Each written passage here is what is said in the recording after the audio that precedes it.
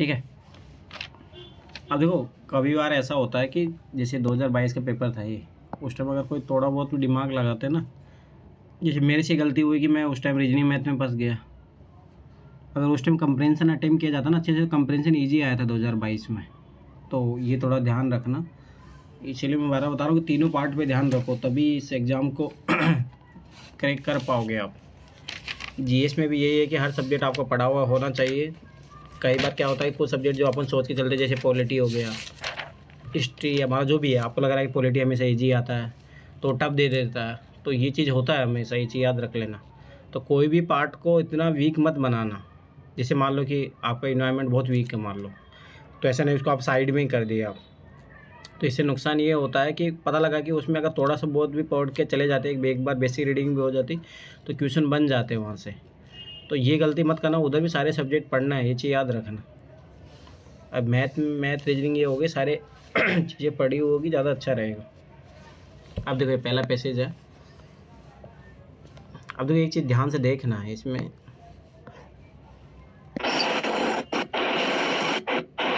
इसका ये ओपन हो रहा है, चलो ठीक है। देखो, मानव विकास की प्रगति बनाए रखने के लिए सबसे बड़ा खतरा है इस रूप में दिखाई देता है कि उत्पादन और उपभोग के स्वरूप में दिनों दिन अधारणता बढ़ती जा रही है। ठीक है, ये सबसे बड़ी प्रॉब्लम बताया इसने।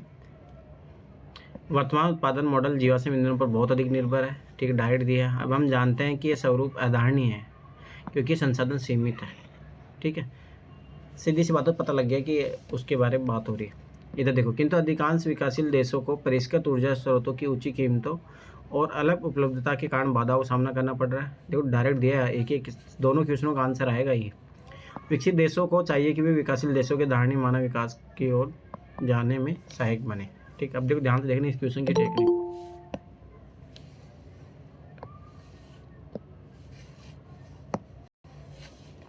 ठीक है, देखो निम्न में से किसके कारण उत्पादन के स्वरूप में अधारणीयता है, अनसेंसिटिव, मतलब अब ये देखो ये क्वेश्चन की जो थीम है वो नेगेटिव है, तो अपन नेगेटिव को नेगेटिव खोजेंगे, जो अपना जीएस में भी यही ट्रिक लगता है तो इसमें भी यही लगेगा।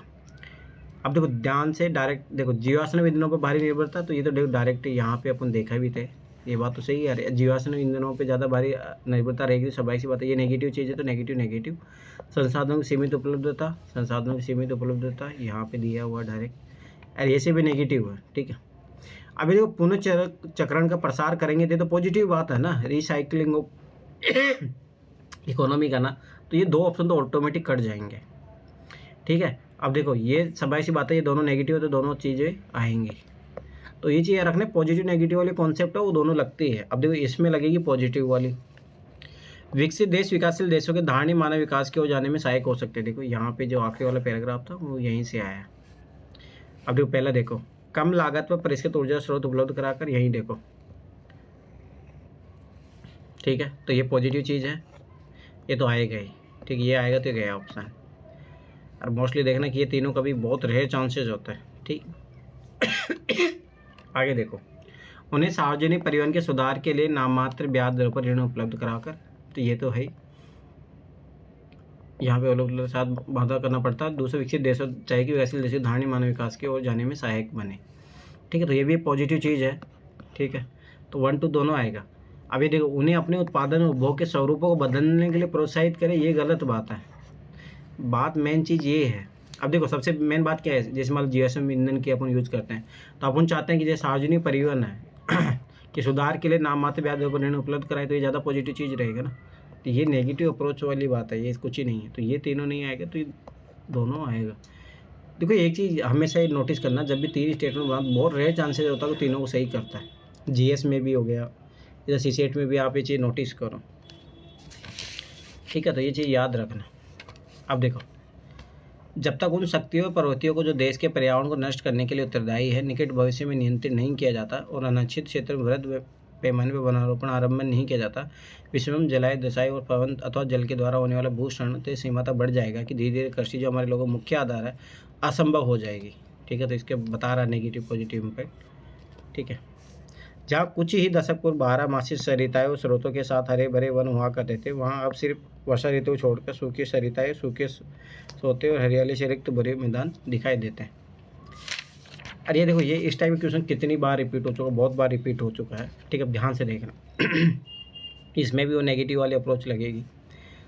वनोन्मूलन और अनाच्छादन के अंतर्गत निम्न में से क्या क्या परिणाम होंगे? तो नेगेटिव, समझ में, तो कोई चीज़ पेड़ों को काट दो तो क्या इम्पैक्ट आएंगे? नेगेटिव परिणाम आएंगे उससे। तो ये देखिए, ये जीएस का क्वेश्चन भी है, ये सीधा जीएस का क्वेश्चन आया हुआ है ये सेम। तो मृदा संसाधन का शरण तो होगा, सब ऐसी बात है, जब पेड़ों कटाए हो जाते हैं तो मृदा जो सॉइल होती है वो कट कट के बहने लग जाती है। तो ये तो सब ऐसे होता है, नेगेटिव इम्पैक्ट तो ये तो होगा जरूर। ठीक है, आम आदमी के लिए ज़मीन की कमी पड़ जाएगी, ये क्या बात हुआ भाई? अब जैसे ध्यान से समझो, ये कोई पेड़ है, यहाँ से पेड़ काट दिए तो ज़मीन चली कम हुई, ज़मीन तो उतनी ही रहेगी, इलॉजिकल बात है। जैसे ही दूसरा काटोगे आप, आंसर आ जाएगा। ठीक है, तीसरा देखो, कृषि के लिए जल की कमी हो ही जाएगी, ये बात स्वाभाविक सी बात है। देखो नेगेटिव नेगेटिव नेगेटिव, अब देखो तीनों क्वेश्चनों में वो अप्रोच लग रही है। और मैं फिर बता रहा हूँ, ये ऐसी टेक्निक है, अगर इसको लगाना सीख गए ना, पॉजिटिव नेगेटिव वाली अप्रोच है, हर क्या पैसेज हो गया कहाँ, उधर जीएस में भी हर जगह लगेगी, बस इसको सीख लो। ऐसा नहीं कि जीएस में लगती है, ठीक, हर जगह लगेगी। ठीक है, तो ये चीज़ याद रखना। अब अगला देखो, जूते गांठने जैसा साधारण से काम के लिए हम सोचते हैं कि कोई विशेष प्रशिक्षण प्राप्त व्यक्ति हमारे पास इस काम को कर सकेगा, लेकिन राजनीति हम मान लेते हैं कि हर कोई व्यक्ति जो मत वो प्राप्त करना जानता है वो राज्य के शासन करना जानता है। तो ये सीधी सी बात है कि कहीं ना कहीं भाई राजनीति लोग तो उनको भी कुछ ना कुछ ट्रेनिंग चाहिए, ऐसा नहीं कि वो हर कोई भी बन जाता है। तो ये उस टाइप की बात हो रही है। ठीक है, बस इतना समझ लो, आगे देखो। देखो ना, इसी टाइप का सेम है ना, आपके 2023 में भी है, ये पेज 2023 में भी है, इसी टाइप की बात करते हुए, मतलब पॉलिटिकल लीडरशिप की बात करते हुए देखना, 2023 वाले में अपन करेंगे, अभी आंसर किया आ जाएगा तब कर लेंगे वो। पर सेम लॉजिक पे ही एक और अब की बार आया, सेम जैसा, इसके जैसा एकदम। ठीक है, हमारी तलाश ये नहीं होती कि चिकित्सक सबसे सुंदर हो या सबसे अच्छा वक्ता हो। तो फिर जब पूरा राज्य बीमार है तो हमें क्या उसकी तलाश नहीं होनी चाहिए कि हमें सबसे बुद्धिमान और सबसे उत्तम व्यक्ति की सेवा मानो? सीधी सी बात है, पॉलिटिकल लीडरशिप की बात है, डायरेक्ट आंसर मिल जाएगा, इसमें ज़्यादा कुछ सोचना ही नहीं है। ठीक है, देखो हम मान लेते हैं गणतंत्र में कोई भी राजनीतिक देश का शासन चलाने के योग्य है, एक्सट्रीम बट ऐसे भी ये बात ही यहाँ पे ये कर रहा है कि हम सबसे उत्तम व्यक्ति की सेवा, सबसे उत्तम व्यक्ति तो कुछ सिलेक्टिव लोग ही होंगे ना। अगला देखो, राजनीतिकों को प्रशासन में प्रशिक्षित लोगों में से ही चुना जाना चाहिए। एकदम नेगेटिव बात है। आप ये चीज़ सोचो ना कि ऐसे सिर्फ ब्यूरोक्रेट ही पूरे राजनेता बन जाए तो बहुत गलत बात है। ठीक है, तो ये दोनों ऑप्शन तो ऐसे कट गए। चूंकि मतदाता अपने प्रशासकों को चुनते हैं, राज्य का प्रशासन करने की राजनीतिकों की योग्यता पर प्रश्न ही नहीं उठाया जा सके। याद करो, इस टाइप के वर्ड हमेशा गलत जाते हैं। हमें कोई ऐसी पद्धति सोच निकालने की ज़रूरत है जिसमें सार्वजनिक पद से अयोग्यता को दूर रखा जा सके। एकदम सही बात है, यही तो सबसे मेन इंपॉर्टेंट बात है।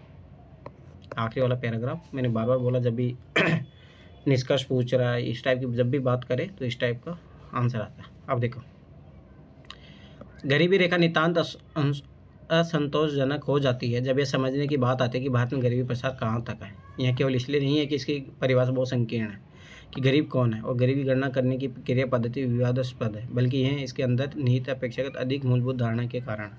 तो मेन रीजन क्या है? धारणा, परसेप्शन अपन कैसा बना के रखते हैं, क्या है उस बारे में बात है। ठीक है, निम्न आय की प्रासंगिकता, अपने पास कम चीज़ों का होना और वे अन्य पहलू भी है जिन्हें मानव रूप से आर्थिक निर्धनता के रूप में देखा जाता है।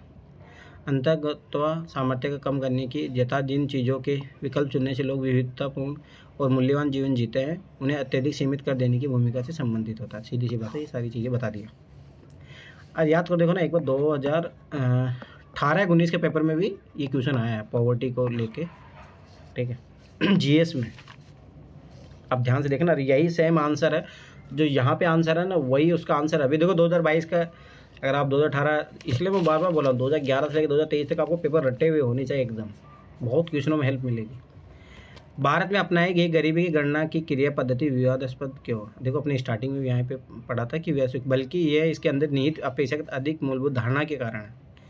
मेन जो रीजन है विवादास्पद होने का, गणना करने की क्रिया पद्धति विवादास्पद है। ठीक है, परसेप्शन के बारे में है, सीधी सी बात है। ठीक है, देखते हैं। इसके बारे में थोड़ी उलझन है कि कौन सी चीज़ें गरीबी रेखा को बनाती है। थोड़ी सी उलझन है, ये क्या बात हुआ, छोड़ो। ग्रामीण और शहरी गरीबी दशा के बीच बहुत अधिक असमानता है, ये समझ रहे हैं, फालतू की बात है। आय निर्धनता मापने का कोई एक समान विश्व मानक ही नहीं है। यह गरीबी को अपर्याप्त आय या अपर्याप्त क्रय शक्ति के रूप में प्रस्तुत करने पर आधारित है। यही तो मेन जो बात है, यही है। ये देखो, ये अगली लाइन पढ़ो, यह गरीबी को अपर्याप्त आय या अपर्याप्त क्रय शक्ति के रूप में समझने पर निर्णय रूप से निर्भर है। यही कारण, अब मैंने कितनी बार बोला, जब भी इस टाइप के आंसर निकालने हो तब ये लाइन खोजो और उसके आगे के पीछे के 2 लाइन और आगे की 2 लाइन पढ़ लो बस। अब देखो यहाँ से पढ़ोगे, इसके 2 पीछे 2 लाइन, 2 ही आंसर आपको मिल जाएगा। अब देखो मैं जो कुछ चीज़ बताते जा रहा हूँ नोट करते जाना। जैसे मान लो मैंने बताया कि जब भी कोई निष्कर्ष पूछ रहा है, ठीक है, मूलभूत कुछ भी पूछ रहा हो, आखिरी की लाइन से आता है आंसर। ये इस टाइप जो क्वेश्चन होते हैं उस लाइन के ऊपर वाली 2 लाइन पढ़ लो, नीचे वाली 2 लाइन पढ़ लो, आंसर मिल जाएगा आपको। तो ये चीज़ थोड़ा ध्यान रखना माइंड में, क्योंकि जितना ये चीज़ें होगी ना उतना ज़्यादा हेल्प मिलेगा। अब देखो ध्यान से देखना, आय निर्धनता गरीबी गणना का एकमात्र माप क्यों है, ठीक है। अब देखो यहाँ पे देखो, आय निर्धनता इसका केवल एक पहलू है। जीवन निर्धनता देखो यहाँ पे, बेहतर रूप से आय निर्धनता कहकर वर्गीकृत किया जा सकता है। यदि गरीबी अंतर्गत चीज़ें वंचित होना है जो मनुष्य सुख स्वास्थ्य को प्रभावित करती है तो आय निर्धनता इसका केवल एक पहलू है। जीवन निर्धनता के बारे में बात कर रहा हूँ यहाँ पे, तो आय निर्धनता के बारे में यहाँ पे इतनी बात करें तो इसी से आंसर आएगा। अब देखो कैसे कटेगा, ध्यान से देखना। पहले बी स्टेटमेंट देखो, मानव जीवन में अन्य वंचनाओं को का क्रय शक्ति की कमी से कुछ भी लेना नहीं चाहिए। एकदम फालतू की बात बोल दी है ये तो, ठीक है। आय निर्धनता कोई स्थायी दशा नहीं है, यह समय समय पर बदलती रहती है, ठीक है। आय निर्धनता मानवीय विकल्प चयन को किसी खास समय पर आकर ही सीमित करती है, ठीक है। अब देखो इस टाइप क्वेश्चन में जब भी 2-3 डाउट आ जाए ना, ध्यान से देखना, यह अन्य सभी की उपेक्षा कर केवल एक प्रकार की वंचन की बात करता है, यही तो बात है। एक वर्ड आप देखो ध्यान से देखना, मैंने क्या बोला, यहाँ पे देखो ये आय निर्धनता की बात कर रहा है, यहाँ पे देखो जीवन निर्धनता हो गई, तो ये निर्धनता का एक ही प्रारूप हुआ ना। इसे बेहतर रूप से आय निर्धनता कहकर वर्गीकृत किया जा सकता है। इसका मतलब ये बहुत सारे टाइप्स है जिसमें से एक टाइप ये है, खत्म बात। आय निर्धनता गरीबी गणना की एकमात्र माप क्यों है, क्योंकि ये अन्य सभी की अपेक्षा कर केवल एक प्रकार की वंचन की बात करता है कि इनकम पे आधारित हो गया ना। अब देखो इस वर्ड को समझ जाओगे उससे भी आंसर आ जाएगा। निर्धनता है जो आय पे आधारित है, तो ये सभी सी बात एक प्रकार की, तो आय पे आधारित लोगों की तो गरीबी बताएगा नहीं। अब देखो अब इनको पढ़ो, ये जो COD था, आय निर्धनता कोई स्थायी दशा नहीं है, कोई स्थायी दशा नहीं है, ये समय समय बदलती रहती है, क्या बात करें, ठीक है। एकदम बहुत एक्शन स्टेटमेंट हो गया। आय निर्धनता मानवीय विकल्प चयन को किसी खास समय तक आकर ही सीमित करती है। स्पेसिफिक स्टेटमेंट ऐसे गलत जाते हैं, और जिसे गलत होगा पक्का उसने केवल देख के काट दिया होगा। मैं कितनी बार बोला हूँ, पूरा स्टेटमेंट पढ़ा करो, ठीक है। अब देखो अगला, अब देखो देख रहे हो 2022 वाले में एक ही पेज में 3-3 आंसर, जो अपने को मिलता था 2011-12 के दौर में, उसके बाद में कभी मिलता नहीं था। मैक्सिमम 2 क्वेश्चन ज़्यादा नहीं पूछते थे। अब देखो इधर 3-3 क्वेश्चन पूछ रहा है। इसीलिए इस साल जिसने पैसेज अटेम्प्ट किया था ना वही पास हुए थे, मैं फिर बार बता रहा हूँ। इसीलिए चीज़ें ध्यान से रखना। और पेपर में सबसे पहले 5-10 मिनट पहले क्या करना कि सारे क्वेश्चन देख लेना एक बार, रीजनिंग मैथ के ऐसे देखना, और जो ईजी हो टिक लगा लेना, फिर देखना कि रीजनिंग मैथ के कितने ईजी क्वेश्चन है। मैं फिर बार बता रहा हूँ, यही एग्जाम क्रैक करने का तरीका होता है। ऐसा नहीं कि अपन क्या होता है भिड़ जाते हैं जाके बस, फिर वही होता है। जब सारी एनर्जी आप डिस्ट्रीब्यूट कर दोगे तो फिर बचेगा क्या आपके पास। बहुत सिलेक्टिव गेम है ये, और आपको ये सीखना ही पड़ेगा, सिलेक्टिव गेम है। अब देखो जीवन निर्धनता से लेकर क्या तात्पर्य है। अब देखो जीवन निर्धनता यहाँ पे दी हुई है। जीवन निर्धनता हमारे विचार में सिर्फ वह कंगाली की दशा नहीं है जिसमें व्यक्ति वास्तव में रहता है, किंतु दूसरी तरह के जीवन के विकल्प चुनने के लिए वास्तविक अवसर के अभाव में जो सामाजिक बाधा और साथ ही साथ व्यक्ति परिस्थिति द्वारा प्रदत्त है, ये है। अब ये है इसके डेफिनेट, ठीक है। मानव जीवन में वे सभी वंचनाएं जो केवल आय की कमी से नहीं बल्कि वास्तविक अवसरों की कमी से उत्पन्न होती है, यही आंसर है। ये देखो, दूसरी तरह के जीवन के विकल्प चुनने के लिए वास्तविक अवसर के अभाव में जो सामाजिक बाधा साथ ही साथ व्यक्ति परिस्थिति द्वारा प्रदत्त है। अब देखिए डायरेक्ट नहीं दिखेगा, आपको पढ़ना पड़ेगा। ग्रामीण से तुम गरीब लोग कोई मतलब ही नहीं है, तो आउट ऑफ बॉक्स बात कर रहा है। अरे जीवन निर्धनता ऐसे लाइफ की बात, लाइफ की बात देखो यहाँ पे, देखो लाइफ की बात यहाँ हो रही है, तो विलेज ग्रामीण की बात कर रहा है, तो शहरी अर्बन प्रॉपर्टी आएगी ना, ऐसे गलत हो जाएगा। विविध व्यक्तिगत परिस्थिति से छूटे गए अवसर, मानव जीवन में वस्तु परक। अब देखो ये एक चीज़ देखो, ए और बी सेम है तो आंसर इन दोनों में से आएगा, ये चीज़ नोटिस किया करो, ये भी इसमें लगेगा। मानव जीवन वस्तु परक साथ ही साथ अवस्तु परक वंचनाएं जो मनुष्य विकल्प चयन के स्थायी रूप से सीमित कर देती नहीं, वास्तविक अवसरों को कमी से उत्पन्न होती है, आय की कमी से नहीं बल्कि वास्तविक अवसरों से कमी उत्पन्न होती है। अब मैं कितनी बार बोला, जब भी इस टाइप का कभी भी क्वेश्चन आए तो बस इसको पैसेज में देखो, उसके ऊपर लाइन पढ़ो और आंसर मिल जाएगा आपको। अब आ जाओ, विश्व में कुछ कुछ यहाँ से देखना, कुछ जगहों पर चावल और गेहूं जैसे प्रमुख खाद्यान्नों की उत्पादकता स्थिरता की सीमा तक पहुँच गई है। ठीक है, एक स्टेबल हो गया है वहाँ पे। उपज को न तो कोई नई किस्में और नई अनोखे कृषि रसायन बढ़ा रहे हैं, नहीं अब ऐसी काफ़ी ज़मीनें बची है जो जिन पर खेती न हुई है और उन पर कृषि करना उपयुक्त हो। यदि वैश्विक तापमान का बढ़ना जारी रहा तो कुछ स्थान कृषि के लिए अनुपयुक्त हो जाएंगे। ठीक है, समझ में आया, ग्लोबल वार्मिंग ऐसा कुछ कुछ बात कर रहा हो। आज की श्रेष्ठतम कृषि प्रणाली का अफ्रीका और एशिया के कम जोत वाले और निर्वाह के लिए कृषि करने वाले कृषक तक ऐसे सरल मामलों में भी कितना और कब उर्वरक प्रयुक्त करना चाहिए पहुंचाया जाए तो इससे मानवता के लिए अत्यधिक खाद्यान्न उपलब्धता हो सकेगी वो। इसी तरह बेहतर सड़कें और भंडारण सुविधा जैसी चीज़ें भी बढ़ेगी, जिससे विशेष खाद्यान्न के बाज़ारों तक ढुलाई की जा सके और उनकी बर्बादी को कम किया जा सके। ठीक है, तो उसके बारे में बात कर रहा है कि कैसे कैसे पॉजिटिव नेगेटिव क्या क्या हो सकता है। अब देखो इसमें 3 पैसे हैं, ये फ़ायदा है, मैं फिर बता रहा हूँ, ये चीज़ ऑब्जर्व करना, पेपर को ऑब्जर्व करना सीखो। अभी देखो इसमें 3 पैसे हैं, तो ज़्यादा रीजनिंग मैथ में ज़्यादा पढ़नी, यहाँ पे अपन आराम से पढ़ के भी करेंगे, सारे क्वेश्चन सही हो जाएंगे। तो ये जो चीज़ थोड़ा देखा करो, ये 2022 में बता रहा हूँ यही था तरीका निकालने का, क्योंकि रीजनिंग और मैथ को उसने बहुत लेंदी बना दिया था पेपर को। ठीक है, अब देखो ध्यान से, कृषि प्रौद्योगिकी का विकास विकसित देशों तक ही सीमित है। क्या बात कर रहे हो, भारत में कैसे है?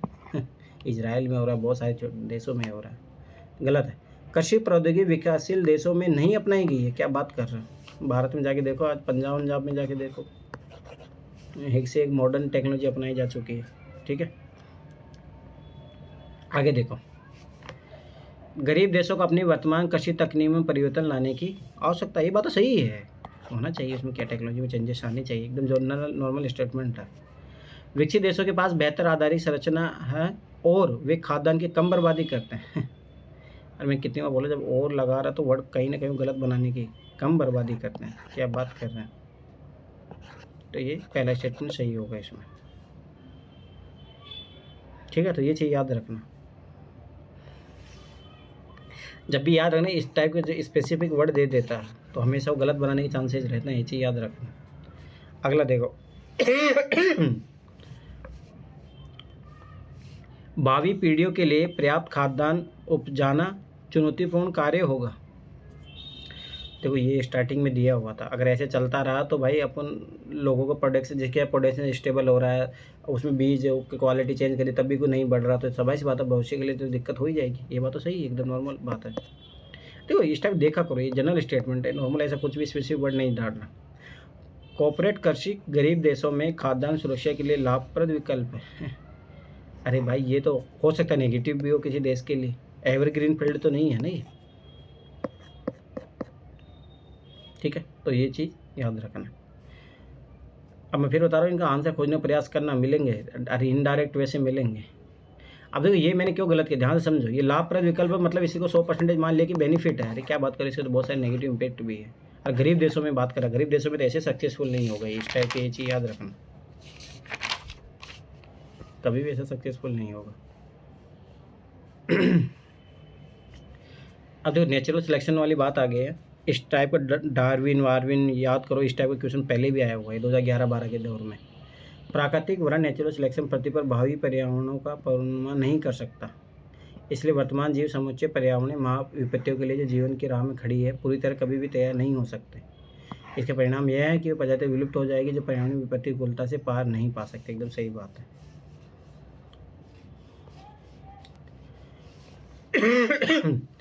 यदि धर्म का विचार न करें तो डार्विन के नियम ठीक ठीक कोपरनिकस, गैलीलियो, न्यूटन और आइंस्टीन द्वारा प्रस्तावित नियमों की तरह स्वीकार्य है कि ये प्रकृति नियम समुच्चय जो भूमंडल में प्राकृतिक घटनाओं की व्याख्या करते हैं। ध्यान से समझना है इसका, परिच्छेद के अनुसार ही बोल जाओ। यहाँ से देखो, प्राकृतिक वरण पृथ्वी पर भावी पर्यावरण को पूर्वानुमान नहीं कर सकता, यहाँ पे दिया हुआ है नहीं कर सकता। क्यों नहीं कर सकता, इसलिए भी इसमें सारा चीज़ें दी हुई थी। अब देखो कैसे आंसर आएगा, देखो ध्यान से देखना, एक चीज़ कटेगी डायरेक्ट आंसर आएगा। देखो ध्यान से देखना, सभी वर्तमान प्रजातियां विलुप्त हो जाएंगी क्योंकि उनके जीनोम जैविक दुर्घटनाओं को नहीं झेल पाएंगे। सभी, सोचो एक भी बच गया तो ये स्टेटमेंट गलत गया ना, बहुत एक्सट्रीम स्टेटमेंट हो गया, काटो, आंसर आ गया।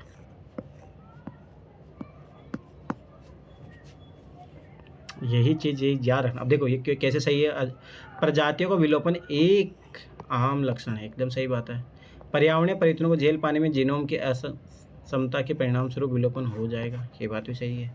जो प्रजाति अपनी राह में खड़े पर्यावरणीय परिवर्तनों का सामना करने के लिए पूरी तरह तैयार नहीं है, वो विलुप्त हो जाएगी, एकदम सही बात है। अब देखो ध्यान से देखना अगला।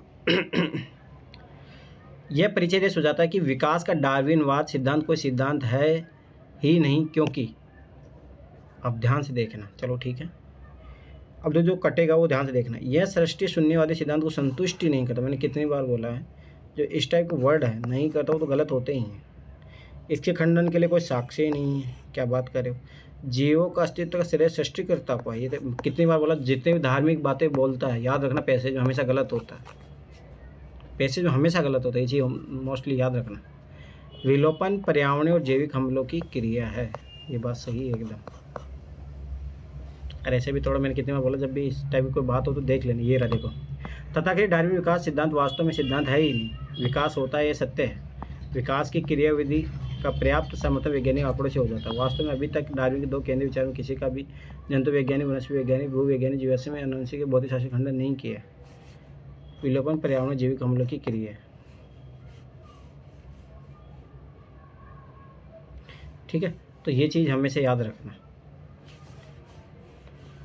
अब देखो अगला देखो, अब तो एक चीज़ नोटिस करो, तीन, चार, पाँच क्वेश्चन आ रहे हैं, तीन क्वेश्चन पूछ रहे हैं। इसीलिए मैं फिर बताऊँ, एग्जाम में ये जरूर नोटिस कर लेना।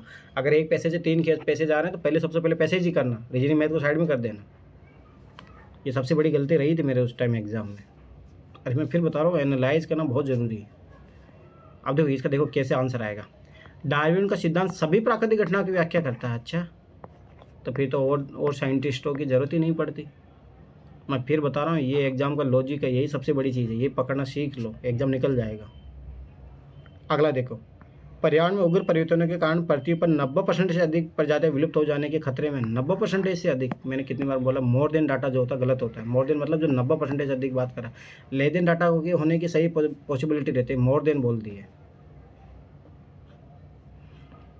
अब देखो पैसेज में कहीं पे भी ऐसा डाटा अगर देखोगे, वर्तमान पृथ्वी पर 1 करोड़ तक प्रजातियां हो सकती है, शक्ति बोला है, तथा 90% से अधिक प्रजातियां जो कभी पृथ्वी पर थी अभी विलुप्त हो चुकी है, ठीक है, हो चुकी है। अब ये क्या बोल रहा है, आदि प्रजाति विलुप्त हो जाने के खतरे में है वहाँ हो चुके हैं ऑलरेडी, तो ऐसे गलत क्या है। और ऐसे मैं कितना बोला, जो डाटा होता है गलत होता है अगर वो मोर देन ज़्यादा बात करें। केवल वे प्रजातियाँ जीवित रहेगी और कायम रहेगी जिनमें पर्यावरणीय वहाँ विपरीत से पार पाने की क्षमता होगी, एकदम सही बात है। तो स्टार्टिंग में बोला था, केवल दे के मत काट देना, ये गलती मत करें, मैं फिर बारह बता रहा हूँ, ठीक है। अगला देखो, स्थिर आर्थिक समृद्धि। हाँ बोलो। ये 2000 मतलब 2020 से ऐसा लग रहा है कि यूपीएससी को है ना पता चल गया था कि बच्चे केवल से काट रहे हैं। हाँ वो तो है ही ना, ये तो भाई यूपीएससी लॉजिक पकड़ता है, पर मैंने हमेशा स्टेटमेंट को पकड़ना सिखाया तुम लोगों को, मैं वर्ड नहीं सिखाता। और वो देखो ना, ये अगर आप स्टार्टिंग में देखो, ये पैसेज में मैं हमेशा पैसेज में तो ये चीज़ें पकड़ता हूँ ना, तो ये चीज़ हमेशा याद रखा करो। पैसेज की चीज़ें पकड़ना बहुत ज़रूरी होती है ठीक है। आगे देखो, स्थिर आर्थिक समृद्धि, उच्चतर साक्षरता और बढ़ते हुए कौशल स्तर के साथ भारतीय मध्य वर्गीय परिवारों की संख्या अत्यधिक तेजी से बढ़ी है, ठीक है, बात सही है। आगे देखते हैं, इलेक्ट्रॉनिक और विद्युत मशीनों, औजारों को, मोटर वाहनों के बढ़ते उपभोग के लिए अधिकाधिक ऊर्जा की आवश्यकता होती है, और ऊर्जा के जनन के लिए जल की आवश्यकता होती है। सीधी सी बात है, कहीं ना कहीं जल की इंपॉर्टेंस की बात कर रहा है, सीधे से सिंपल सी बात है। अब मैं फिर बार बार बता रहा हूँ, ये पैसेज बार बार रिपीट हो रहे हैं वाटर को लेके। अपन 2020-21 देखते रहो, तो उसके बाद में बहुत सारी क्राइसिस आई थी वाटर पे, बहुत सारी रिपोर्ट है, मेंस में 3-4 क्वेश्चन आ चुके हैं। तो ये चीज़ हमेशा माइंड में रखो, जो मेंस का रहता है। देखो मरम मैंने कितनी बार बोला, हमेशा आखिरी के इस यहाँ से मिलेगा। ऊर्जा की आवश्यकता, ऊर्जा जनन के लिए जल की आवश्यकता, तो सीधी बात जल के बारे में, कहाँ जल के बारे में बात कर रहा है, ओनली जल की मर्म हमेशा लास्ट में, पैसेज के लास्ट में। हाँ, निष्कर्ष हो गया, कुछ भी हो गया, वो आखिरी में आएगा, ये चीज़ याद रखना हमेशा।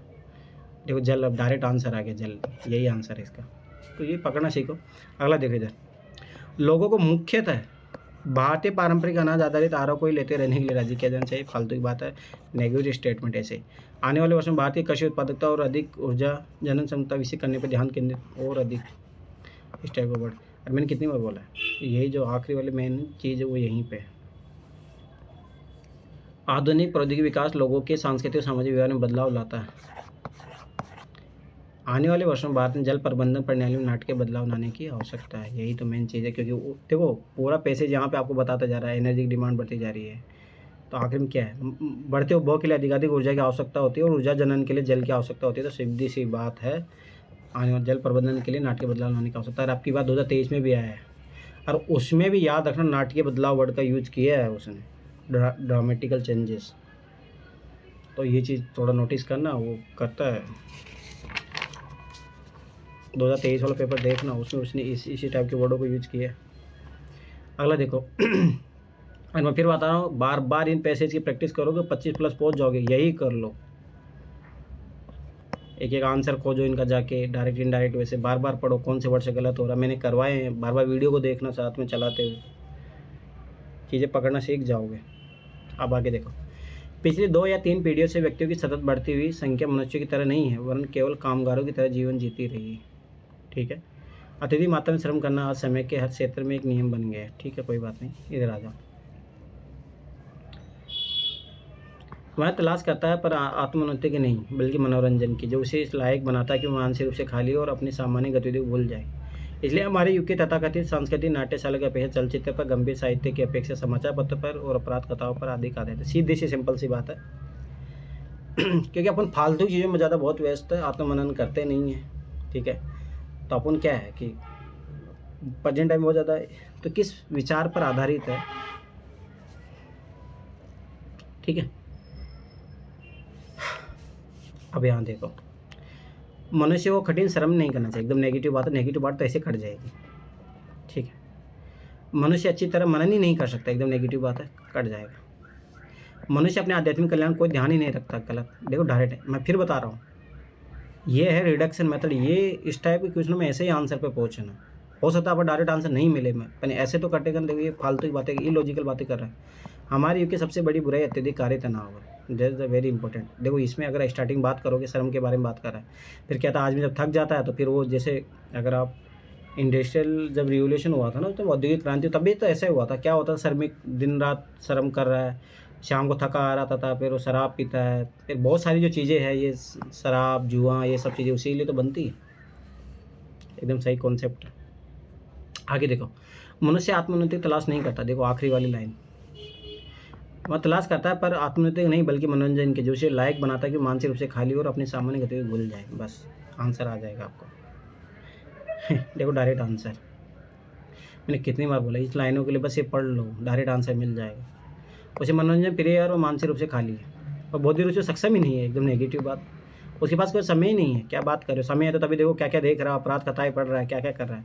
उसे भौतिकवाद से विभ्रमित कर दिया है, मनोरंजन प्रिय और मानसिक रूप से खाली हो गए। ठीक है, अगला देखो देखो डेमोग्राफिक डिविडेंड का आया, अरे पहले भी अपन देख चुके हैं, जो भारत में शुरू हो चुका है, जिसके और कुछ दशकों तक चलने की संभावना, एक बहुत बड़ा संभावना समय। ठीक है, जनसंख्या लाभांक बुनियादी तौर पर कार्यकारी आयु जनसंख्या में स्थिति है, जिसका विलोमता अर्थ है कि यदि युवा अति वृद्ध आयु के सापेक्ष अनुपात कुछ समय के लिए गिरावट पर रहेगा। सीधी सी बात है, समझ में आ गया। आ जाओ इधर, क्योंकि बचत दर समृद्धि का महत्वपूर्ण चालक होती है, इसलिए हमारी समृद्धि दर को बढ़ाने में मदद मिलनी चाहिए। तथापि जनांकीय लाभांश से लाभ कार्यकारी आयु जनसंख्या गुणवत्ता पर निर्भर होते हैं और इसके निर्धाता की शिक्षा कौशल। देखो डायरेक्ट सबसे मेन इंपॉर्टेंट स्किल, इसी से आंसर आ जाएगा। देखो ध्यान से देखना और मैंने उस टाइम बोल रहा था, ये देखो इस टाइप के जो वर्ड, मतलब डेमोग्राफिक डिविडेंड वाला एक क्वेश्चन जीएस में भी आया है, सीसेट में भी आया है, पहले भी आया हुआ था, फिर आ गया, ये रिपीट होते रहता है। जब जनांकीय लाभांश शुरू हो जाता है, तब किस देश में निम्न में क्या अवश्य घटित होगा। तो डेमोग्राफिक डिविडेंड हो रहा है तो क्या होगा, अवश्य घटित होगा। तो मतलब देखो मैंने क्या बताया था, जीएस में स्पेसिफिक क्वेश्चन की जब डिमांड है तो स्पेसिफिक आंसर आएगा, कभी भी ये आंसर नहीं आएंगे, कम से कम स्टेटमेंट वाला आंसर आएगा, क्योंकि उसने अवश्य घटित होता तो स्पेसिफिक डिमांड कर दी ऑलरेडी, तो स्पेसिफिक आंसर आएगा। तो ये तीनों तो कभी नहीं आएंगे। ठीक है, अब देखते हैं निरक्षर लोगों की संख्या घटेगी, ये कोई कंफर्म नहीं बोल सकते अपन कि ये होगा ही। देखो डेमोग्राफिक डिविडेंड का मतलब ये होता है कि आपकी जो वृद्धों की संख्या में कंपैरिजन आपकी युवा जनसंख्या ज़्यादा है, बस ख़त्म बात। वो इतनी ही बात करता है, ना कि ये बात नहीं करता कि एजुकेटेड ज़्यादा हो गए, ये नो नेवर, ख़त्म बात। अति वृद्ध और अति युवा का अनुपात कुछ समय के लिए घटेगा, ये बात तो सही है, एकदम सही बात है। तो दूसरा तो सही है, तो ये तो ऐसे गया दूसरा सही है तो पहला तो ऐसे सही नहीं होगा, तो आंसर आ गया। जनसंख्या वृद्धि दर शीघ्र स्थिर हो जाए, शीघ्र स्थिर हो जाए, क्या बात कर रहे हैं उल्टा बढ़ेगी भाई। शीघ्र स्थिर तो ऐसे ही एकदम फैक्चुअल स्टेटमेंट है, गलत जाएगा वो। शीघ्र स्थिर कैसे हो सकता है? ठीक है, आप ध्यान से देखो अगला निकाले जा सकते हैं, उसके बाद में छोड़ो। जनांक के लाभांश किसी देश के लिए तेजी से इसके आर्थिक समृद्धि दर बढ़ाने के लिए एक अनिवार्य दशा है। अरे कोई ज़रूरी नहीं है, जब तक इसको आप स्किल्ड नहीं करोगे, कोई ज़रूरी नहीं है कि आपकी आर्थिक समृद्धि बढ़ जाएगी। भारत में दिक्कत यही तो है, अनिवार्य दशा है, स्पेसिफिक स्टेटमेंट बोल दी है। उच्च शिक्षा की उन्नति किसी देश के लिए तेजी से इसकी आर्थिक समृद्धि बढ़ाने के लिए एक अनिवार्य दशा है, कोई ज़रूरी नहीं है। अब देखो, आपको ऐसा लग रहा होगा ये कैसे हो रहा है, आप ध्यान से देखना यहाँ पे।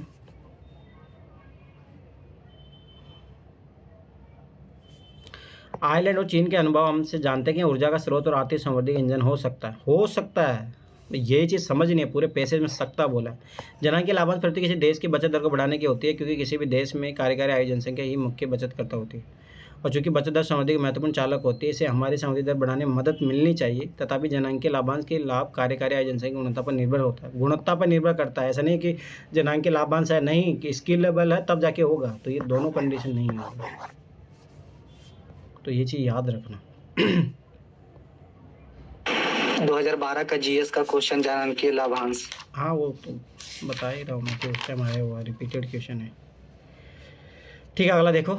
किसी आर्थिक संगठन में मानव को मशीनों की उत्पादकता से लाभान्वित होने का अवसर मिले तो ये उसे फुर्सत के बहुत अच्छे जीवन की ओर ले जा सकती है, और बौद्धिक गतिविधियों तथा रुचि रखने वाले लोगों को छोड़कर मानव के लिए अधिक फुर्सत उपभाव हो सकती है। अगर फुर्सत में जीने वाली जनसंख्या खुश रहना तो उसे आवश्यक रूप से शिक्षित जनसंख्या होनी चाहिए, पर आनंद लेने की दृष्टि से साथ ही साथ तकनीकी ज्ञान के प्रत्यक्ष उपपद्धति की दृष्टि से शिक्षित होना चाहिए। मतलब किस पे ज़्यादा ध्यान दे रहा है? एजुकेशन पे ज़्यादा ध्यान दे रहा है। सर्वोत्तम रूप से प्रतिबंधित करता है, एजुकेशन की बात कर रहा है, कहाँ एजुकेशन की बात कर रहा है बस, और कहाँ बताओ। सभी आर्थिक विकास का लक्ष्य फुर्सत का निर्माण होना चाहिए, गलत। आगे देखो, मशीन उपभोग को प्रोत्साहित करना चाहिए ताकि फुर्सत में जीने वाली बड़ी संख्या सर्जन हो सके। क्या बात कर रहे हो? मैंने क्या बोला? किसके? पूरे शिक्षा की बात कर रहा था, तो शिक्षा की बात ओनली 2 ही ऑप्शन में। अब देखो 2 ही ऑप्शन में, इन्हीं में से आंसर आएगा। अब देखते हैं कौन सा सही है। किसी देश की शिक्षित जनसंख्या में वृद्धि इसके लोगों को उनमें खुशी की वृद्धि को ले जाती है, ये कोई ज़रूरी नहीं है। ठीक है, आप ध्यान से देखना। और मैंने कितनी बार पढ़ा है, देखो शक्ति तो आंसर भी शक्ति आएगा। देखो ध्यान से, केवल शिक्षित जनसंख्या आर्थिक प्रगति के लाभों को सर्वोत्तम उपयोग कर सकती है। अबे केवल देके काट मत देना, ये पॉसिबल स्टेटमेंट बना है। अरे समझ में आया ये क्यों कटा? समझो ये चीज़, ये कोई कंफर्म नहीं है, परंतु ये देखो इसने पॉसिबिलिटी बोला है, पूरे पैसेज में पॉसिबिलिटी की बात कर रहा हूँ। ये चीज़ समझने वाली है, बार बार बता रहा हूँ। अगर उपहार अब जबकि हम बड़े हो चुके हैं हम कम रोमांच पैदा करते हैं, तो शायद ये इसलिए कि हमारे पास पहले से ही बहुत कुछ है, या शायद ये इसलिए कि हम देने के आनंद की पूर्णता को और इसके साथ ही पाने के आनंद की पूर्णता को भी खो चुके हैं। तो ये बहुत साइकोलॉजिकल है। संभवतः हम अत्यधिक सावधान, अत्यधिक आशंकित, अत्यधिक संशय है। शायद हमारी कुछ परेशानियाँ घट जाए अगर हम उनके विषय में कम सोचें और अपने मार्ग में आने वाली खुशी का आनंद अधिक एकनिष्ठ होकर उठाए। सीधी सी बात है, हैप्पीनेस की बात कर रहा है। अब ज़्यादा डाउटेबल नेचर नहीं रहना चाहिए, सीधी सी बात है। ठीक है, अब ध्यान से देखना। वैसे के लिए उपहार से रोमांचित महसूस करना संभव ही नहीं है एकदम नेगेटिव एक्सट्रीम वर्ड। आगे देखो, लेखक को यह पता ही नहीं है कि वैश्य उपहारों से कम रोमांचित क्यों महसूस करते हैं। अच्छा वैश्यों में प्रेम करने या प्रेम किए जाने के आनंद के महसूस करने की कम क्षमता होती है। नेगेटिव स्टेटमेंट, क्या बात करें। और मैंने क्या बोला, ये अपने को चाह रहा है, जैसे होता है ना जीवन में कोई भी छोटी छोटी चीज़ खुशी आती है उसको एक्सेप्ट करो, सीधी सी बात है, उसमें किंतु परंतु मत करो, सीधा सिंपल सी बात है। अब देखो, उपहारों से वयस्कों को कम रोमांचित महसूस करने से के एक से अधिक कारण हो सकते हैं। अधिक सकते वर्ड, ये चीज़ याद रखना, मैं फिर बता रहा हूँ, बहुत सोच समझ के आंसर दिया करो। सकते वर्ड होते हैं, एक कारण से देखो हो सकते हैं।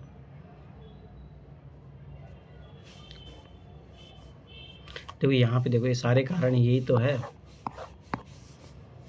चलो अब देखो, लेखक किसके विरुद्ध है। तो लेखक स्वाभाविक सी बात है, ज़्यादा डाउटेबल नेचर नहीं रहना चाहिए, अधिक चिंता नहीं करनी चाहिए उसके बारे में। नई चीज़ों से रोमांचित ना होना, न हो, केवल आंशिक रूप से आनंद देना है, प्राप्त करना उपहार के बारे में सोचने की आदत को वशीभूत होना, अतीत और भविष्य के बारे में अधिक चिंता करना, इसके विरुद्ध है लेखक। अब देखो मैं फिर बताऊँ, जहाँ छोटा पैसेज है 2 आंसर आ रहा, पढ़ लो आराम से, आंसर आ जाएगा। अगर उपहार अब जबकि हम बड़े हो चुके हैं हम में से कम रोमांच पैदा करते हैं, शायद इसलिए कि हमारे पास पहले से ही बहुत कुछ है, शायद ये इसलिए कि हम देने के आनंद की पूर्णता को के साथ पाने के आनंद और पूर्णता को भी खो चुके हैं। बच्चों के डर पहने होते हैं, उनके दुख तीव्र होते हैं, लेकिन वो बहुत आगे तक या बहुत पीछे तक नहीं देख पाते हैं। उनके आनंद स्पष्ट और पूर्ण होते हैं क्योंकि उन्हें हर विचारता विषय पर हमेशा किंतु जोड़ना नहीं सीखा। यही रीजन है बच्चे खुश रहते हैं। तो वो यही चाह रहा है कि ज़्यादा भविष्य और पास्ट की मत सोचो, यही वो आंसर है। बाकी तो वैसे अपने रास्ते में आने वाली खुशियों की अनुभूति करें, ये आपने लगता है करवाया है। हाँ, ये वाला पैसेज लगता है आपने पहले करवा रखा है, इसलिए यहाँ पे लिखा हुआ है, आपने लाइन बोला। फिलोसफिकल है ये आए हुए। अरे मैं फिर बार बता रहा हूँ, हमेशा चीज़ याद रखना, कभी भी जब इस टाइप के फिलोसफिकल आते हैं तो खुद से जोड़ा करो। आप क्या चाहते हो? समझ में तो खुशी चाहते हो ना, फालतू खुशी कब कैसे मिलेगी? अब आप चिंता लेके बैठे हो तो किसी लिए खुशी मिलेगी? आप छोड़ो उसको, क्या होगा देखा जाएगा। जीवन का यही है तरीका सीखने का। चलो आगे देखो। अब देखिए छोटा सा पैसेज है, दोनों को दोनों अधिकांश लोग जो अपनी ज़रूरतों के लिए पर्याप्त धन संचित करने में असफल रहते हैं, सामान्य तौर पर दूसरों की राय से आसानी से प्रभावित हो जाते हैं। एकदम सही बात है। वे अपने लिए सोचने का काम समाचार पत्रों, गपेड़ियों, पड़ोसियों पर छोड़े रहते हैं। ये बात भी सही है। राय पृथ्वी पर सबसे वस्तु मतलब सजेशन देना हर किसी के पास किसी के भी चाहने पर देने के लिए जो उन्हें मानने को तैयार हो, राय का जखीरा तैयार कर रहता है। जब आप किसी निर्णय पर पहुंचते समय लोगों की राय से प्रभावित होते हैं तो आप किसी भी उपक्रम में सफल नहीं हो सके। एकदम सिंपल से बता दी, देखो कितनी गहरी बात बता दी इसमें। अब इसमें कुछ भी ज़रूरत नहीं है, अगर आप इस पैसे को एक बार पढ़ के समझ गए। भाई सिंपल सी बात है, जो आज में खुद से रिसर्च नहीं करता है, दूसरों की राय पे सलाह मशवरा मान लेता है, वो जीवन कभी सफल नहीं हो सकता। सीधी सी बात है। आप खुद से एनालाइज करो। इसलिए मैं क्यों बोलता हूँ कि बार बार खुद से देखो, खुद पैसेज करो। ये चीज़ हकीकत है। जब तक आप खुद से एनालाइज नहीं करोगे जीवन में सीख नहीं पाओगे आप। ठीक है, अब ध्यान से देखना। धन संचित करने की कोई ज़रूरत ही नहीं है। कितनी नेगेटिव बात कर रहा है फालतू की। अधिकांश लोग अपनी ज़रूरतों के लिए धन संचित ही नहीं करते अधिकांश लोग अपनी ज़रूरतों के लिए धन का संचित करने में कभी असफल ही नहीं रहते हैं। कितना एक्सट्रीम वर्ड हो गया। ऐसे लोग भी हैं जो अपनी ज़रूरतों के लिए धन संचित करने में सफल रह जाते हैं। अब देखो ये रहा असफल, पहली लाइन में आंसर दी है आगे देखो मुख्य विचार क्या है। मुख्य विचार यही है कि सलाह नहीं माने, खुद से रिसर्च करे, लोगों यथासंभव अधिकाधिक धन संचित करना चाहिए। अरे धन की बात ही नहीं कर रहा। लोगों ने तो राय देनी चाहिए, नहीं लेनी चाहिए। अच्छा लोग किसी भी उपक्रम में सफल हो जाएंगे अगर वे कोई भी राय बिल्कुल ही ना ले लोगों दूसरी राय से प्रभावित नहीं होना चाहिए। देखो ध्यान से समझो। जैसे मैं अपने पापा की खासियत बताता हूँ। मेरे पापा ऐसा होता है ना कि बात सुनेगी सबकी, मतलब मेरे पापा सलाह मशवरा सबसे लेंगे, इनका इनपुट लिया, इनका लिया, इनका लिया, इनका लिया, फिर करेंगे अपना तो रेशनल डिसीजन ऐसा क्या होता है ना, जैसे मान लो ये व्यक्ति ने बोल दिया वैसा ही कर रहे हो तो फिर आप तो गलत बात है ना। तो हमेशा जैसे गवर्नमेंट भी क्या करती है, सजेशन सबका लेती है, पर करती है गवर्नमेंट को जो उचित लगता है वही। ये चीज़ हमेशा याद रखना। तो यही होना चाहिए, सुनो सबकी करो अपने मन की। ये हमेशा याद है, ये कहावत है एक। मतलब सुनो सबकी मन की बात पर करो अपने मन की ये हकीकत है। ठीक है आगे देखो। अभी देखो बहुत छोटा सा पैसेज है। आजकल ऐसे यूपीएससी बार ऐसे एक आध पैसे आपको ऐसा मिलेगा। हमेशा मैं बोला हूँ कि इस टाइप का जो क्वेश्चन है, देखो ये रिपीटेड क्वेश्चन है, ये रिपीटेड है, ये रिपीटेड पैसेज है। सामाजिक व्यवस्था एक पवित्र अधिकार है जो अन्य सभी अधिकारों का आधार है। देखो खुद ही बोल दिया, सामाजिक व्यवस्था एक पवित्र अधिकार है, इसी से सभी अधिकारों का आधार है। सब जितने भी आधार बने इन्हीं के। तो परिपाटी मनुष्य के अधिकारों के स्रोत है। एकदम सही बात है। ये शायद मैंने एक बार करवाया था क्या, मुझे ऐसा लगा शायद मैंने पैसेज करवाया था इसलिए। हाँ सर ये करवाया हुआ है सर, क्योंकि आप जो बोल रहे हैं वो सारी चीज लिखी हुई है पहले से। हाँ ये मैंने करवाया है। ठीक है चलो कोई नहीं। देखो तो यहीं पे देखो पहली लाइन में मिल गया, सामाजिक व्यवस्था एक पवित्र अधिकार है जो अन्य सभी अधिकारों का आधार है। तो परिपाटी मनुष्य अधिकारों का स्रोत है। एकदम सही बात है। आगे देखो, तथापि यह अधिकार प्रकृति से नहीं आता और इसलिए इसके परिपाटी पर आधारित होना चाहिए। मनुष्य के अधिकारों केवल तभी प्रयोग किया जा सकता है जब एक सामाजिक व्यवस्था। एकदम सही बात है।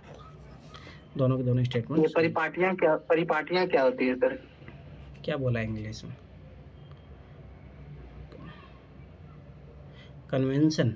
अरे जैसे होता है ना, प्रथाएं होती है अपने कि हाँ, जैसे सोचो ना, मेरी सिस्टम जो है भारत में एक प्रथा है ना, वो चलती आ रही है, बड़े बूढ़े करते आए थे, अभी न्यू जनरेशन आगे बढ़ा रही है, तो वही है। जितनी बड़ी पार्टी है वो कन्वेंशन होता है, एक पीढ़ी से दूसरी पीढ़ी को स्थानांतरित करने वाली जो चीज़ें होती है। ठीक है, आगे देखो। अनुसंधान को प्रोत्साहित करना किसी विश्वविद्यालय के कार्य में से एक है। ध्यान देखना, समकालीन विश्वविद्यालय में अनुसंधान को प्रोत्साहित किया है, न केवल उन मामलों में जहाँ अनुसंधान आवश्यक है, बल्कि सभी प्रकार के पूर्ण लाभकारी विषयों में भी किया है। ठीक है, कोई नहीं, यहाँ से देखते हैं आगे। किंतु जहाँ अनुसंधान मौलिक नहीं है और सिर्फ विद्वान सामग्रियों को फिर से व्यवस्थित करने के रूप में बना है, जहाँ इसका उद्देश्य वैज्ञानिक को साहित्यिक या ऐतिहासिक है, तो यह आशंका कि पूरा कार्य निरर्थक बन जाएगा। मतलब समझ बात है, साइंटिफिक होना चाहिए, उसके बारे में बात है। वैज्ञानिक अनुसंधान के बारे में लेके पूर्ण अवधारणा क्या है, अब ध्यान से देखना कैसे कटेंगे। ये कभी भी बहुत मूल्यवान नहीं होता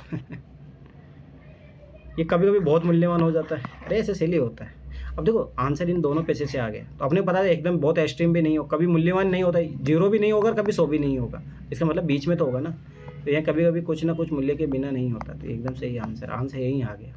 यहाँ हमेशा ही बहुत मूल्यवान होता है, ये भी एक्सट्रीम वर्ड हो गया आंसर आ गया। आगे देखो किसी प्रबुद्ध अन्वेषक के लिए बहुत से अनुसंधान परिणाम महत्व के नहीं हो सकते। क्या बात कर रहे हैं। किसी प्रबुद्ध अन्वेषक के लिए कोई भी अनुसंधान परिणाम हमेशा ही महत्व का होता है। यही वही बात होगी 0 और ये 100% वाली बात। ठीक है, तो ये गलत है। किसी प्रबुद्ध अन्वेषक के लिए कोई भी अनुसंधान परिणाम हमेशा कुछ ही महत्व का होना चाहिए एकदम ये स्पेसिफिक कंडीशन बोल दे। कोई जरूरी हो सकता है कि यार कोई, देखो हमेशा एक ही याद रखना। आप लोगों ने पता नहीं कितने लोगों ने प्रैक्टिकल किया है। अब मैं एक चीज़ बताता हूँ, ध्यान से देखना। जैसे मैंने कॉलेज लाइफ में है, कॉलेज लाइफ चाहे मैंने अगर कोई साइंस का पढ़ा हुआ है कि ठीक है, मैं तुम लोगों को ऐसे बताता हूँ, एक्सपेरिमेंट बताता हूँ। जैसे कोई भी अगर आप एक्सपेरिमेंट करोगे ना जीवन में, ध्यान से देखना। जैसे मान लो वो टेस्ट करोगे, मतलब कोई भी पैमाना है, ये 0 से लेकर 10 नंबर का, ये मैं एक गेम के थ्रू सिखाता हूँ तुम लोगों को ना। ये बहुत अच्छी टेक्निक है, ध्यान से देखना, समझना इस चीज़ को। यह ना बहुत सारे क्वेश्चनों का आंसर मिलेगा इस टेक्निक से। ठीक है, जैसे मैंने हमेशा मैं इसी गेम का उदाहरण लेता हूँ, जो टारगेट करने वाला गेम होता है ये, मतलब शूटिंग वाला। ठीक है, तो देखो ध्यान से देखना। अब देखो सारे क्वेश्चनों का जो अभी लगातार 5-6 क्वेश्चन आए ना, इस अप्रोच से आंसर निकल जाएंगे सारे। अब देखो कभी ऐसा नहीं होगा कि 10 नंबर पे तुम बताओ कभी ऐसा कोई शूटर है जो सारे 10 में मारा हो। अरे बहुत रेयर चांसेस होता है, सारे शूटर ऐसे होंगे? No, never. तो कभी भी 10% कभी भी नहीं होगा।